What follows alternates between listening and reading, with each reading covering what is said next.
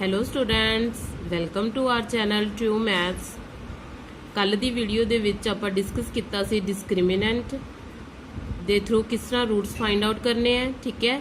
And ਉਹਦਾ nature ਬਾਰੇ ਜਾਣਿਆ ਸੀ ਕਿ ਰੂਟਸ ਕਿਸ ਤਰ੍ਹਾਂ ਦੇ ਹੁੰਦੇ ਆ, ਨੇਚਰ ਆਫ ਰੂਟਸ ਬਾਰੇ 3 ਕੇਸਿਸ ਡਿਸਕਸ ਹੋ ਚੁੱਕੇ ਸੀ। 2 ਅਨਦਰ ਕੇਸਿਸ ਨੇ ਅੱਗੇ ਆਪਣੇ ਕੋਲ, ਉਸ ਬਾਰੇ ਅੱਜ ਪੜ੍ਹਦੇ ਆ। ਕੀ ਕਹਿ ਰਿਹਾ ਉਹ 2 another cases. If D is positive, अगर डी अपने को डिस्क्रिमिनेंट की value B square minus 4ac अगर अपने को पॉजिटिव है, ठीक है, एंड ओ डी परफेक्ट स्केयर बन रहा है, मीनस जिस तरह 25, ठीक है, जिस तरह 25 बन रहा है तो 25 की है अपने को परफेक्ट स्केयर है 25, ठीक है, ये 25 की है अपने को एक परफेक्ट स्केयर है की बन तो उनका अगर आप अंडर फाइंड करांगे तो 5 आ जाएगा, ठीक है। Then the roots are real, तो रूट्स की होंगे अपने को रियल होंगे, क्लियर, ठीक है। Real rational and distinct, real rational and distinct. अगर डी पॉजिटिव है तो एक परफेक्ट स्केयर बन रहा है, तो उस तो बाद जो है 2 रूट्स की होंगे रैशनल एंड डिस्टिंक्ट। डिस्टिंक्ट का मीनस वही सेम जिवें आपां पढ़िया सीगा डिस्टिंक्ट, ठीक है। अलग अलग रूट्स होंगे उनके, इक्वल नहीं होंगे, जिस तरह एक दे मान लो 2 है, एक दे 3, ठीक है। विजिबल है सबनों, कमेंट बॉक्स से लिख दिया करो कोई भी अगर कमी लगती है। नैक्सट देखो, if D is positive, next दे विच अगर डी पॉजिटिव है but not a perfect square, minus कोई 24 जिस तरह आ गया डी की वैल्यू परफेक्ट स्केयर नहीं है ये, ठीक है। तो उस तो बाद रूल्स की होंगे, then the roots are real irrational and distinct. Means rational की जगह बस की होंगे इरैशनल। तो लर्न करना भी ईजी है कि अगर तो पॉजिटिव है और परफेक्ट स्केयर बन रहा है, जिस तरह 9, 25, 16 जिन्हों के आप स्केयर रूट्स फाइंड कर सकते हैं, ठीक है।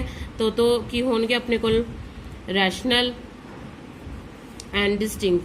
अगर अपने को डी पॉजिटिव है but not a perfect square है, ठीक है, दैन की होंगे रूट्स अपने को irrational and distinct.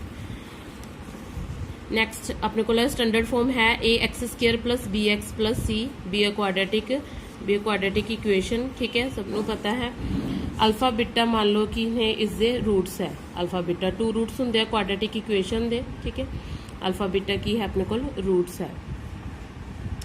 Then the sum of roots आप किस तरह फाइंड आउट करने हैं। सम ऑफ रूट्स इस इक्वेशन तो फाइंड कर सकते हैं, ए और B X square and X के कोफिशिएंट्स है, सी अपने को की है कॉन्स्टेंट है। तो इनका फॉर्मूला की है -b अपॉन ए, ठीक है। और इन्हों आप इस तरह भी लिख सकते हैं, बिकॉज 2 रूट्स ने अल्फा प्लस बीटा दोनों की वैल्यूज की है -b upon A. And product of roots की होंगे c अपॉन ए। इत्थे बी का मतलब समझते हो कोफिशिएंट ऑफ एक्स, इत्थे सी मीनस कोफिशिएंट ऑफ, ठीक है, कांस्टेंट है ये, और ए दोनों जगह सेम ही है, कोफिशिएंट ऑफ एक्स स्केयर, ठीक है। And alpha beta means product is equal to C upon A. Next की अपने को डिफरेंस ऑफ रूट्स, ठीक है। डिफरेंस ऑफ रूट्स किस तरह फाइंड आउट करनी है। डी डिस्क्रिमिनेंट की वैल्यू उसका आप स्केयर रूट ले लेंगे upon A, coefficient of X square, या फिर इसमें इस तरह भी लिख सकते हैं, alpha minus beta is equal to root D upon A, clear, ठीक है। एक बार पूरे पेज से मैं फोकस करदा, नोट डाउन कर लो तुसी।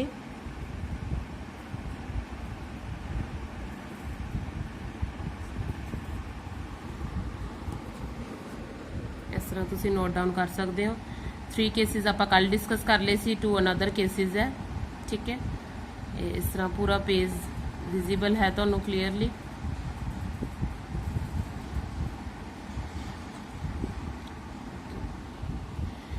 नेक्स्ट आज आप करना है, relation between roots and coefficients. Relation between roots, एक क्वाड्रेटिक इक्वेशन दे रूट्स और कोफिशिएंट दे विच रिलेशन किस तरह है। मान लो अपने को कोई quadratic equation a x square standard form, b x plus c है, ए बी सी कोफिशिएंट्स है, ए बी कोफिशिएंट है, सी कॉन्स्टेंट है।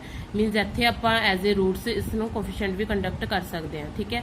अल्फा बीटा सेम रूट्स है, सम ऑफ रूट्स ਆਪਾਂ ਪਿੱਛੇ ਹੀ ਕੀਤਾ ਸੀ -b/a, ठीक है, and product of roots c/a, coefficient of x and coefficient of x square, constant term upon coefficient of, इस तरह ਤੁਹਾਡੀ मतलब कि ਤੁਹਾਨੂੰ ਅੱਛੀ ਤਰ੍ਹਾਂ ਸਮਝ ਆਵੇ ਇਸ ਕਰਕੇ ਮੈਂ ਇਸ ਨੂੰ ਐਕਸਪਲੇਨ ਕਰਕੇ ਵੀ ਲਿਖਤਾ।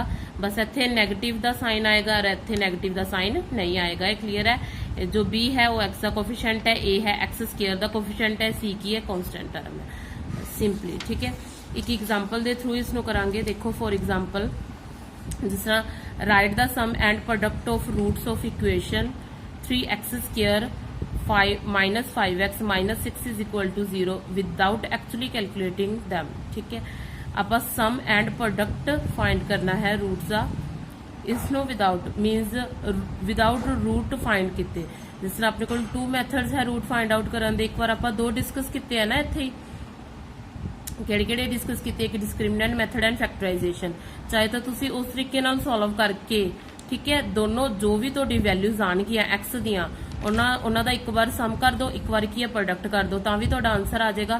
बट अगर अपने को, ठीक है, आप 1 मार्क का क्वेश्चन है या जिस तरह हुण न्यू पैटर्न के अकॉर्डिंग चेंज हो रहा है ना, नैक्सट लैवल ते भी जाके आपां नूं कि शॉर्टकट की जरूरत पैंदी है, उसलिए तुसी ये फॉर्मूलाज जो है दोनों यूज करोगे सिंपली विदाउट। और उत्थे मैंशन आउट कर रखे तुहानूं क्वेश्चन दे विच कि विदाउट एक्चुअली कैलकुलेटिंग, कि कैलकुलेट नहीं करना मीनस रूट्स दी अपने इत्थे सिंपली रूट सीधे ही फाइंड आउट कर सकते हैं। सम चाहिए अपने को तो देखो किस तरह आएगा।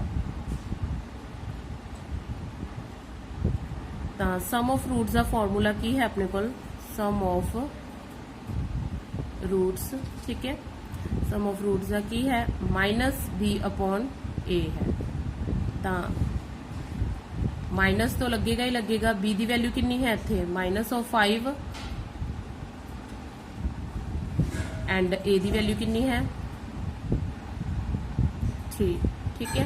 एक्स स्क्वायर का कोफिशिएंट की है अपने को 3 है ना, 3 तो कितना आ गया, सम ऑफ रूट्स कितना आ गया अपने को 5/3, ठीक है।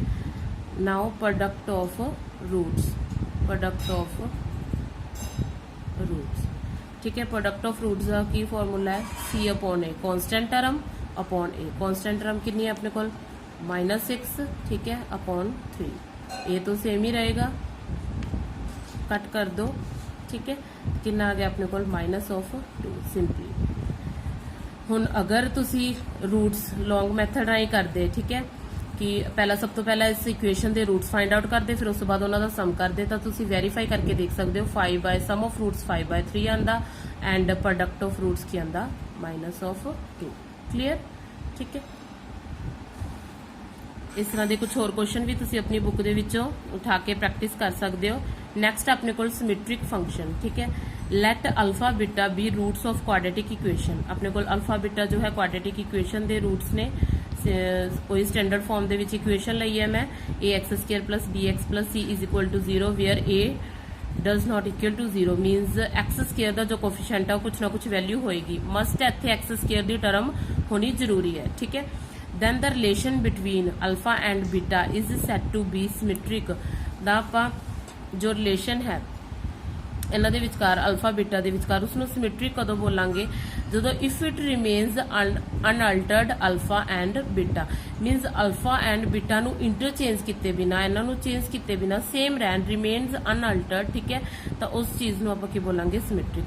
फॉर एग्जाम्पल α² + β² मीनस यदि फॉर्म जो है मेन अल्फा और बीटा च ही है, रूट्स है, किते तुहाडे कोल स्केयर आ जाएगा, किते क्यूबिक होएगा, ठीक है, किते रैशनलाइज फंक्शन है जिस तरह 1/α + 1/β एक्सैक्ट्रा, ये सारे की ने तुहाडे कोल रूट्स से सिमेट्रिक फंक्शंस ने, क्लियर, रूट्स से की ने सिमेट्रिक फंक्शन है, समझ लग गई, ठीक है।